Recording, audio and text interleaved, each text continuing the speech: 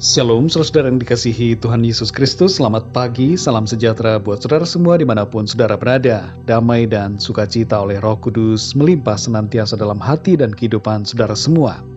Sebelum kita mendengarkan renungan firman Tuhan, mari sama-sama kita siapkan hati dan berdoa. Bapa Surgawi, Bapa yang penuh dengan kasih setia, Bapa di dalam nama Tuhan Yesus Kristus, kami mengucap syukur untuk kebaikan-Mu, untuk anugerah-Mu, kasih sayang-Mu kepada kami semua.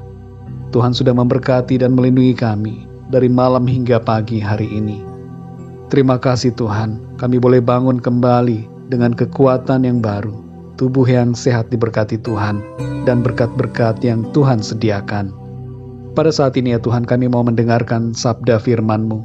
Urapilah setiap kami, berbicaralah kepada kami masing-masing, dan buatlah kami mengerti akan kehendak-Mu.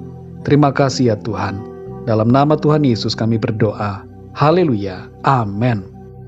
Saudara yang dikasihi Tuhan, ayat renungan kita pada saat ini terdapat di dalam kitab Ratapan pasal 3 ayat 39 sampai 40. Tertulis demikian.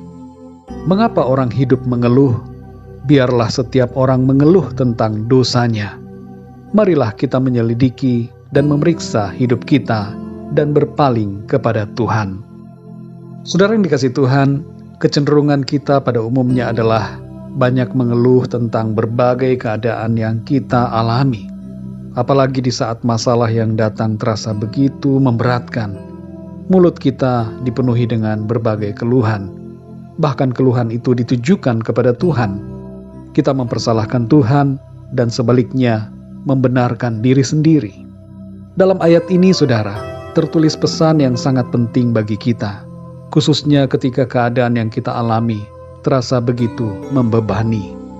Di saat situasi hendak membuat kita mengeluh, ayat ini menasihati kita untuk menyelidiki dan memeriksa hidup kita sendiri, dan kemudian berpaling kepada Tuhan. Konteks ayat ini, saudara, adalah keadaan umat Israel, khususnya Yehuda yang telah berbuat dosa sehingga mereka mengalami keterasingan dan pembuangan ke negeri yang jauh dari tempat tinggal mereka. Namun ayat ini, saudara, begitu syarat dengan nasihat bagi kita, supaya kita bersikap yang benar di saat kita mengalami pergumulan. Saudara yang dikasihi Tuhan, beberapa pesan nasihat firman Tuhan dari ayat ini adalah, yang pertama, jangan kita mengeluh, tapi periksa hidup kita. Apakah ada kesalahan yang kita lakukan? Adakah perbuatan-perbuatan dan keputusan-keputusan kita yang salah, yang tidak sesuai dengan kehendak firman Tuhan, sehingga membuat kita mengalami keadaan-keadaan yang sulit? Yang kedua, saudara, sadarilah bahwa kita semua berdosa. Ayat ini hendak mengingatkan kita semua untuk sadar diri bahwa kita tidak luput dari berbagai pelanggaran.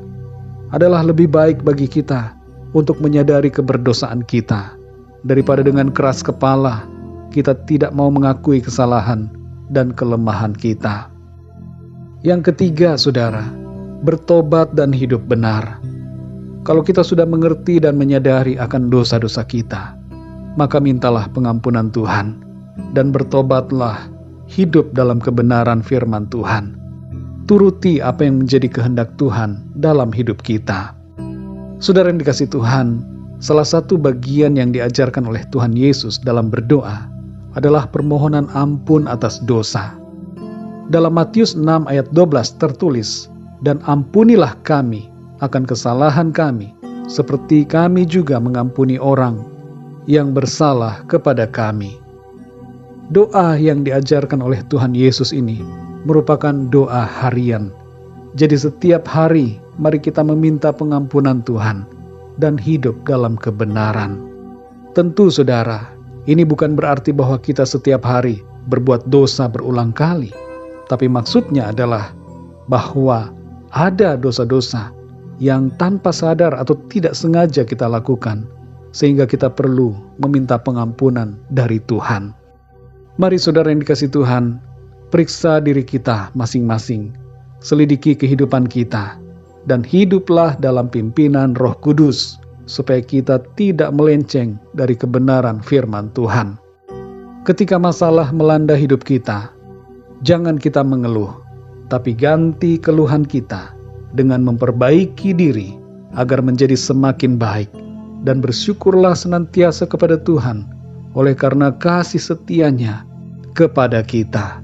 Ia mau menerima, mengampuni, dan memulihkan keadaan kita. Mari kita berdoa, saudara.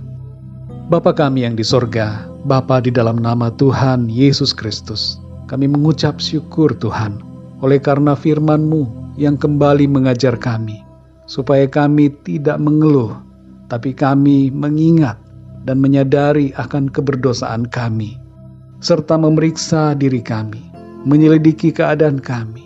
Kami sadar ya Tuhan, bahwa seringkali keadaan-keadaan yang sulit terjadi oleh karena kesalahan dan kelalaian kami sendiri.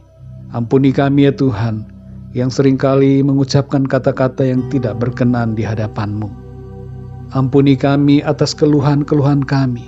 Bahkan ampuni kami kalau selama ini kami pernah menyalahkan Tuhan.